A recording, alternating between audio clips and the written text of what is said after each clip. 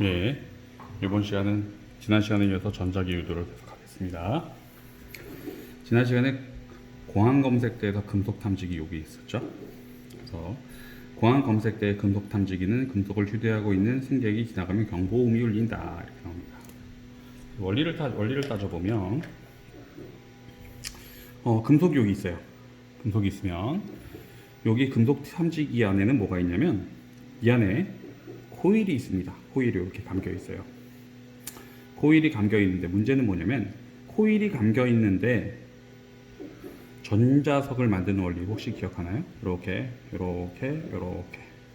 코일을 감아놓고 여기다 전류를 흘러줍니다. 뭐 전전지를 해서 전류를 흘려줘. 그러면 요거는 마치 전류가 요렇게 흘러가니까 요거는 막대 자석처럼 만들어지죠. NS 이렇게 만들어집니다. 근데 이렇게 만들어지면 이건 일정한 전류가 흘러갈 거예요. 그런데 요 자기장이 만들어질 때 솔레노이드에서 자기장이 만들어질 때 물론 자기장의 세기는 무엇에 비례하면 가문수의 비례하고 전류의 세기에 비례합니다. 기본 공식은 똑같아요. 그런데 요 안에다가 무엇을 집어넣으면 강자성체를 집어넣으면 요 자성이 좀 더 세죠. 그러다 보니 금속 탐지기는 요 안에 코일을 놔두고요. 그 주변에 금속이 들어오게 되면 요 안에 있던 코일의 자기장이 세집니다. 자기장이 세지니까 반대쪽에 또 코일을 놔두고요. 요 자기장이 세기가 세지는 것. 다시 말하면 코일에서 전류가 흘러가는 수 그리고 가문수는 일정한데 요 앞에 강자성체를 두면 금속을 둬버리면 요 코일에서 자성이 세집니다. 그래서 그 자기장이 세지는 걸 반대쪽 코일에서 감지하는 겁니다. 그래서 자기장 속에 금속 물질이 들어오면 금속에 미세한 유도 전류가 흐른다. 그래서 이 전류는 다시 자기장을 발생시켜 금속 탐지기 내부 수신 코일에 유도 전류를 흐르게 되는데 이 전류가 경보 흐름을 울리게 하여 금속이 있는지를 알아낸다. 다시 말하면 요 코일 두 번째 코일에서 자기장이 세진다라고 얘기하면 주변에 금속이 있구나 해서 이제 소리가 진동소가 틀려집니다. 그래서 그 진동소가 틀리면 삐 소리가 나는 거죠. 그래서 많이 듣게 되면 동전 같은 거에서 나오는 소리의 경우는 일정할 거예요. 그래서 뭐 10원짜리 동전, 50원짜리 동전, 500원짜리 동전. 그래서 이런 거 같은 걸 가지고 여름 같을 때 보면 해수욕장에 보면 서울이나 아니면 뭐 인천이나 이쪽에서 그렇게 되는 경우는 못 봤는데 저기 어디야? 해운대 알죠? 부산 해운대 같은 해운대 광안리 해수욕장이나 이런데 해수욕장 같은 데 보면 저녁 시간대 사람들이 다 가고 나서 빠져나가서 한 10시 11시쯤에 실제로 이런 여기 나와 있는 이런 금속 탐지기는 아니에요. 이런 신체 금속 탐지기는 아니고요. 지렛대 같이 이렇게 생겨가지고 끝부분에 이렇게 원형으로 된 게 좀 비싼 그런 거 금속 탐지기를 가지고 이렇게 검색합니다. 그러면 사람들이 앉아서 놀다가 아니면 모래사장에서 놀다가 주머니에 있던 동전 같은 걸 떨어뜨려. 동전 같은 걸 떨어뜨리면 그 동전에서 나는 소리를 가지고 삐삐 소리가 나면 그 동전을 건져냅니다. 그래서 실제로 그런 아이러바이트 하는 사람들도 있다고 해요. 그 전류에서 금속 탐지 원리 기본적인 원리이고요. 그 다음에 옆에 보면 건물에 쓰인 철근을 검사할 때 이 장치를 사용하면 철근의 표면에서 치는 것만으로 철근의 위치나 간격을 알 수 있다. 그래서 이걸 비파괴 검사라고 얘기하는데 봅시다. 이런 건축물이 있는데 물론 건물은 우리가 볼 때는 시멘트로 이제 다 둘러싸이는데 시멘트 같은 경우엔 요게 옆으로 충격이나 아니면 휘어지는 성질이 약하기 때문에 옆에 흔들리거나 지진하거나 그러면 이게 다 부서져 버려요. 그런데 이걸 좀 더 강하게 만들 수 있는 방법이 뭐냐면 여기 있는 것처럼 그 안에다 철근을 집어넣습니다.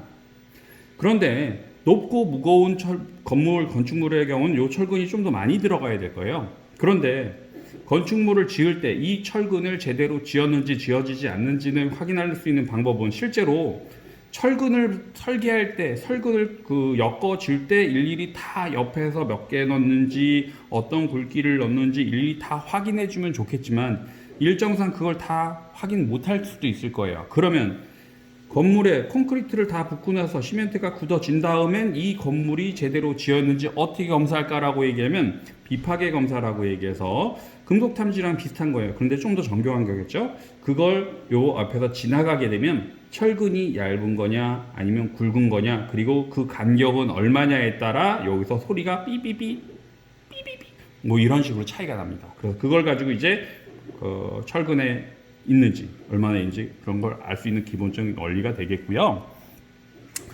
전자기유도는 그 다음에 보면 정보를 읽거나 정보를 주고받는 데에도 이용된다고 합니다. 그래서 흔히 사용하는 마그네틱 카드에는 미세한 강자성체라고 얘기하면 자성을 띠는 거 기본적으로 널리 있었죠. 강자성, 상자선, 방자성 혹시 기억하나요? 그래서 강자성체라고 하면 대표적으로 뭐냐면 철 같은 겁니다. 철가루 같은 거 그런 것들이 발라져 있는데 여기에 간단한 정보가 저장되어 있습니다. 그래서 저장을 시켜놓으면 다시 말하면 여기다가 여기 마그네틱 카드에다가 N극, S극, 그다음에 바꿔가지고 S극, N극, N극, S극, S극, N극 위아래로 이렇게 극성을 바꾼다고 합시다. 그러면 그거에 따라 우리가 흔히 알고 있는 이진수로 기록을 합니다. 그래서 NS 요 배열이 1이라고 하면 SN 배열이면 0 이렇게 되겠죠. 그래서 1, 0, 1, 1, 0, 1 뭐 이런 식으로 뭐 이진순이 뭐 이런 식으로 이제 계속 정보를 기록할 겁니다. 그래서 이렇게 해서 정보를 기록을 합니다. 어떻게 기록하냐라고 하면 강자성체 여기 위쪽이 NS라고 하면 같은 배열이니까 SN으로 해서 NS의 배열을 원할 때는 이 옆에다가 똑같이 SN 이렇게 놔두면 달라붙겠죠. 그러면서 여기에다가 위쪽에 S 아래쪽에 N극을 자성체를 갖다 대면 요 마그네틱 카드에 이렇게 기록이 됩니다. 물론 그 아래 옆에도 만약에 SN을 원하면 똑같이 NS 갖다 대면 갖다 붙겠죠. 붙으면서 SN이 기록이 될 거예요. 그래서 SN, SN, 뭐 NS 이렇게 왔다 갔다 할 겁니다. 그러면서 이제 기록을 하는 거죠. 근데 이 정보의 기록은 간단하게 자석 N극, S극을 서로 갖다 대고 띄고 반대쪽 이렇게 한다고 할 수 있는데 그럼 이걸 어떻게 정보를 기록한 걸 어떻게 읽느냐 하는 방식입니다. 그럼 이걸 어떻게 읽냐라고 얘기하면 이쪽에 N극, S극이라고 얘기하면 자석 N극, S극이 이 자석 그 마그네틱 선을 읽을 때 어떻게 하냐면 이런 카드 리더기라고 있습니다. 카드 리더기에 여기 보이는 것처럼 카드를 위에서 아래 부분을 이렇게 슉 긁어요. 긁는다는 표현인데 안에를 이제 통과를 시킵니다. 그래서 통과시키면 여기 있는 마그네틱 선이 이 안에 어떻게 되어 있냐면 안에 이렇게 디귿자 모양으로 되어 있어가지고 C자 모양으로 해서 코일을 감아줍니다. 감아주고 나서 그 옆쪽에 자석이 딱 지나갑니다. 자석이라고 얘기하는 건 뭐냐면 이 마그네틱 선 안에는 당연히 NS, SN, NS 이게 들어가겠죠. 그럼 지나가게 돼버리면 자석의 N극이 S극이 가까우거나 멀어짐에 따라 요 안에선 자기장에서 변화를 방해하려는 전류를 흐르는가 들어오지마 아니면 어서 들어오세요 들어오지마 어서 들어오세요 그러면서 요게 전류의 방향이 시계 방향이냐 반시계 방향이냐로 흘러갈 겁니다. 그래서 그 방향으로 이제 유도 전류가 흘러가죠. 그래서 이 유도 전류가 시계냐 반시계냐 이거에 따라 뭐 1, 0 이렇게 기록합니다. 그러니까 기록되어 있던 게 NS, SN을 가지고 이제 기록되어 있는 걸 이제 10, 01 그래서 똑같이 다시 읽어줍니다.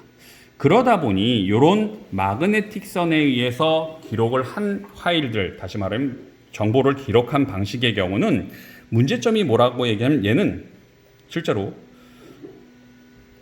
복제가 가능합니다. 그래서 도난 카드의 경우는 요 마그네틱선 같은 경우는 도난 당하는 것과 동시에 요런 카드 리더기에 쫙 한번 긁어버리면 이 안에 있는 정보 만약에 1001, 1001 그래서 카드 번호 뭐 안에 들어가 있는 이름 유효기간 이런 것들밖에 없었겠지만 그런 정보가 이렇게 한번 긁어주는 것과 동시에 이 카드의 정보가 그대로 다 읽혀집니다. 그러다 보니까 요거 마그네틱 카드의 경우는 도난이랑 복제, 불법 복제 이런 거에 상당히 취약합니다. 그러다 보니 요즘에는 그것 말고 요 안에 조그만 칩이 있어가지고 그래서 요런 카드들 해가지고 뭐 NFC 카드 기능이랑 똑같은 건데 거기에다가 코일을 감아줘가지고 별도의 위변조 카드를 집어넣습니다. 그건 복잡하니까 나중에 하기로 하고요. 그래서 이런 마그네틱 선을 이용해서 정보를 기록하기도 하고요. NS 자석을 가지고 또 정보를 읽을 땐 옆에 코일을 갖다 대서 전류가 시계 방향이냐 반시계 방향이냐에 따라 이제 마그네틱 선에 있던 정보를 읽어주기도 합니다. 전자기 유도 현상을 이용해서요. 그리고 또 대중교통, 여러분들 뭐 지하철이라든지 버스를 타고 다닐 때 교통카드 주로 사용하죠. 그리고 건물의 출입카드, 이건 잘 모르겠지만 이거 좀 이따 설명하기로 할게요. 전자기파를 이용해 단말기 정보를 주고받는데 카드 속에 정보가 저장되어 있는 반도체 칩과 코일이 들어있다라고 해서 실제로 핸드폰에도 이런 기능이 있고요. 그 다음에 카드를 보면, 교통카드 같은 데 보면 그 안에 이렇게 분해해 보면 이렇게 카드가 코일이 감겨 있고요. 코일이 감겨 있고 끝부분에 이제 NFC 칩이 들어가 있습니다. 그러면 여기 교통카드 칩을 볼 때는 요 안에 코일이 이렇게 있어요. 코일이 전류를 딱 왔다 갔다 해주면 가까워짐에 따라 여기에서 10, 10 일정한 거면 요 있던 정보를 여기랑 같이 서로 주고받습니다. 그래서 코일이 있고 반대쪽에서 전류를 가해주면 이쪽에서도 코일이 있으니까 코일에서 전류를 가해줘 버리면 여기서도 자기장의 변화를 가지고 여기서 전류가 흘러가거든요. 그 전류가 흘러가는 걸 가지고 반대쪽에서 다시 또 한번 읽습니다. 그렇게 돼버리면 이 카드의 정보를 그대로 읽고요. 만약 이 코드가 교통카드 용도였다고 하면 만약에 10,000원 있었다고 합니다. 그러면 한번 지나갈 때마다 요 카드 칩에 있는 정보를 가지고 10,000원이었던 것이 한번 지나갈 때마다 1,000원씩 교통비가 나온다 그러면 1,000원씩 깎아서 9,000원을 남겨주고요. 그 다음에 한 번 더 가면 이제 8,000원을 남겨주고, 그래서 원래 카드 칩이랑 이렇게 남겨주고, 물론 요 카드의 금액이 맞는지 틀리는지를 가지고 이제 본사 서버에다가도 기록을 남겨가지고 이제 왔다 갔다 하는 거고요. 이 카드의 경우는 고유 번호가 있습니다. 고유 번호가 있기 때문에 여러분들이 어디를 갔다 하게 되면 그 카드에 접속한 기록이 다 남습니다. 혹시 그래서 티머니 카드를 가지고 티머니 그 결제 내역을 보면 어디 정류장에서 내리고 어디 정류장에서 타고 그런 기록들이 다 남아있게 되죠. 그래서 그 안에 코일 뿐만이 아니고 이렇게 반도체 칩이 있어서 여러 가지 정보들을 서로 왔다 갔다 하면서 이제 받는 거고요. 그래서 이게 어떤 원리냐면 NFC라고 해서 Near Field Communication이라고 해서 가까운 필드라고 얘기하면 가까운 거리에서 자기장의 변화를 이용해서 서로 대화, 커뮤니케이션 한다는 얘기고요. 이거의 경우는 여러분들이 알고 있다시피 이거는 교통카드에 들어가 있어요. 교통카드에 기본적으로 들어가 있고요. 요즘엔 아이폰에도 들어간 것 같은데 그냥 갤럭시 핸드폰 같은 경우에는 상위 기종의 경우는 핸드폰에 보면 NFC 기능이라고 있습니다. NFC 기능. 그래서 NFC 기능이 있으면 이 안에 뭐냐면 요게 바로 교통카드 역할이니까 NFC에도 똑같이 교통카드 역할이 있습니다. 그래서 핸드폰을 가지고 다니면 기종은 모르겠어요. 노트 5인가? 노트 6인가? 그거부터 이제 되는 거로 알고 있는데요. 거기에서 NFC 기능을 켜놓으면 교통카드까지 옵션까지 집어넣어버리면 핸드폰으로 결제를 해버리는 경우도 있습니다. 그렇게 해버리면 핸드폰만 가지고 나서도 교통카드를 가지고 다니지 않아도 핸드폰으로도 결제가 다 되는 거죠. 물론 이 기능을 가지고 얘기하면 여러분 지문인식이나 아니면 번호키, 현관문키, 번호키로 되는 경우도 있죠. 그런데 거기 가끔씩 보면 현관문에 카드키로 되는 경우도 있어요. 그 카드가 뭐냐면 조그만 요만한 모양으로 카드 달려가지고 아파트 단지에서 아니면 집에서 현관문 도어락 할 때 이렇게 사주는 요만한 것도 있고 요만한 것도 있는데 거기에도 NFC 똑같이 들어가 있습니다. 그러다 보니까 요것도 되고요. 요런 원래 줬던 자물쇠 현관문 자물쇠 줄 때 했던 그런 것도 되고요. 그 다음에 도어락에서도 줬던 이런 키도 되고 NFC 들어가 있는 교통카드에도 똑같은 NFC가 들어가 있습니다. 그리고 핸드폰에도 NFC가 들어가 있어요. 그래서 도어락에 이렇게 키 모양으로 열쇠 모양으로 해서 갖다 대면 이렇게 삑 하고 열리는 그런 도어락의 경우는요. 교통카드 인식시켜서도 되고요. 또 핸드폰에 NFC 기능 인식시켜가지고 해도 집에 들어갈 때 번호키 일일이 안 누르고 그냥 핸드폰 갖다 대고 삑 하고 그냥 들어갈 수도 있습니다. 그래서 집에 가서 한번 핸드폰에 NFC 기능이 있으면 그거 가지고 한번 인식을 시켜보세요. 그러면 그거 가지고 핸드폰으로도 그냥 다 도어락 다 됩니다. 되고요. 봅시다. 뒤쪽에 보면 그 다음에 전자기 유도 현상이 적용된 예를 찾아 원리를 설명하게 하는데 첫 번째 있는 거면 다이나믹 마이크로폰입니다. 다이나믹 마이크로폰이라고 얘기하면 잠깐 봅시다. 다이나믹 마이크로폰의 기본적인 원리를 보면 사람이 말을 합니다. 사람이 말을 하면 사람이 입을 달려가지고 말을 하면 쭉쭉 음파가 나오겠죠. 음파가 나오면 음파를 앞쪽에 판때기가 있고요. 판때기 앞에 이렇게 코일이 있습니다. 코일을 이렇게 감아주고요. 이렇게 해서 전선 이렇게 해서 감아주고요. 반대쪽에 이렇게 자석 N극, S극 이렇게 놔둡니다. 그러면 요 말소리의 진동에 의해서 요 판때기가 떨려요. 선생님, 말소리의 진동에 의해서 어떻게 이 판이 떨립니까? 라고 생각할 수 있는데, 작은 소리에서는 잘 이해를 못 하겠지만, 집에서 스피커를 가지고 스피커를 조금 크게 틀어놓으면, 스피커의 경우는 이렇게 달리는 소리를 크게 하면 여기에서 요 판이 앞뒤로 움직이는 거 보일 거예요. 그런데 소리를 크게 해놓고 바닥에 손을 대고 진동을 느껴보면 이런 책상 이런 데도 떨리고 있습니다. 말소리에 의해서. 그래서 그런 말소리라는 건 말소리의 진동에 의해서 이 종파에 의해서 이 판때기가 떨립니다. 떨리면서 앞으로 갔다 뒤로 갔다예요.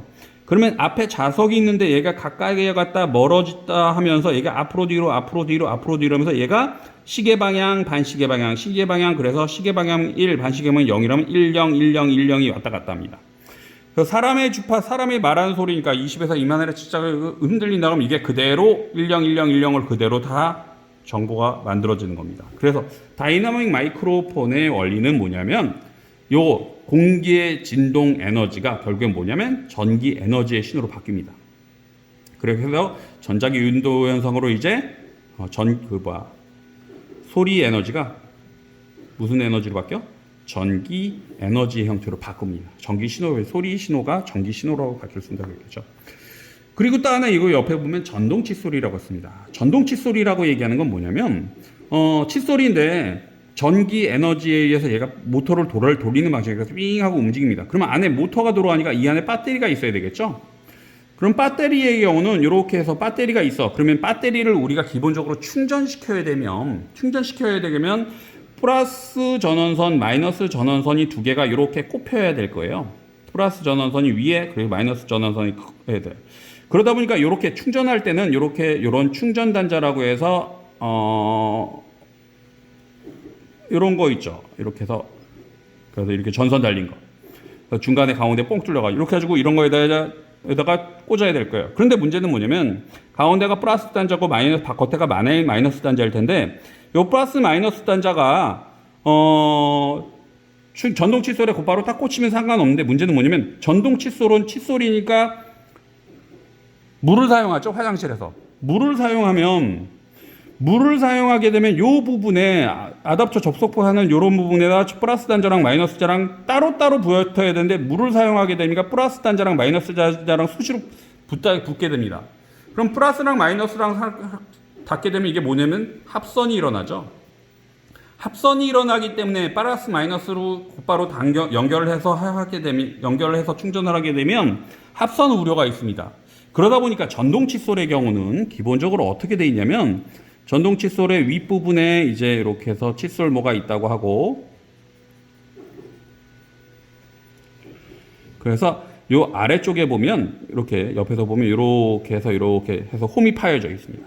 그 다음에 요쪽에 충전 단자에게도 아래에 이렇게 돼 있고요. 그 다음에 이렇게 해서 플러스 마이너스 이런 식으로 돼 있습니다. 그러다 보니까 어떻게 되냐면 요 위쪽에도 코일이 감겨 있고요. 그 다음에 전선이 들어가 있고 요 아래쪽에서 이렇게 코일이 감겨 있습니다. 그래서 이게 플러스 마이너스가 일정한 게 아니고 그 다음 순간 플러스 마이너스로 계속 바꿔줍니다. 그래서 플러스 마이너스 흘려주면 그거에 따라 여기에서도 자석이 N극, S극, N극, S극 만들어지겠죠.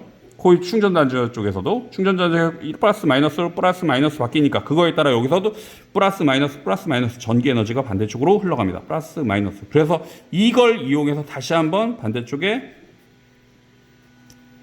건전지를 연결해서 이제 충전하는 방식입니다. 그래서 두 번째 전동 칫솔은 이런 방식으로 충전하고요. 세 번째 전기 기타 같은 경우는 이렇게 전기선이 있습니다. 전선이 있어요. 전선은 아니고 철선입니다. 전선? 전선이 있어요. 철사라고 얘기하는 거 철사. 그래서 이게 기타줄이에요. 기타줄인데 여기가 띵 튕겨지면 이게 위로 갔다가 아래로 갔다 이렇게 위아래 상하 진동을 할 거예요. 상하 진동을 하게 되면 요 앞에다 또 코일을 놔두고요. 코일을 놔둬버리면 요게 가까워졌다 멀어진 거에 따라 이제 여기서 유도 전류가 흘러가겠죠. 그래서 그 전류를 플러스 마이너스냐 마이너스 플러스냐를 가지고 1010 이렇게 되는 거고요. 그 전류를 측정하는 거고요. 그 다음에 이제 인덕션 렌즈라고 얘기하면 아래쪽에 보면 아래쪽에 코일이 있습니다. 인덕션 렌즈의 경우는 아래쪽에 코일이 있어요. 코일이 시계 방향, 반시계 방향으로 흘러가면 자기장이 시계 방향, 반시계 방향으로 흘러가니까 그 위쪽에 요 인덕션 렌즈에 사용하는 냄비의 경우는요. 요게 그 안에 뭐가 그 바닥 보면 철로 돼 있어요. 철로 돼 있으니까 시계 자기장의 방향 이 방향으로 됐다 이 방향으로 들어오는 순간 들어오지 말라고 요 냄비 받침에서 들어오지 마. 그 다음에 자기장이 이 방향으로 될 땐 나가지 마 그러면서요. 그래서 전류가 시계 방향, 반시계 방향, 시계 방향, 시계 방향, 반시계 방향으로 왔다 갔다 흘러갑니다. 요게. 그래서 그 전류의 흐름이 결국엔 이 철판에 열을 가하게 되는 거죠. 그 원리를 이용해서 인덕션 렌즈가 사용됩니다. 그렇게 되고요. 그러면 여기까지 하고 그 옆에 있는 재료공학, 신소재공학에 대한 부분은 여러분들이 한번 쭉 봤으면 좋겠고요. 이번 시간은 여기까지 하겠습니다.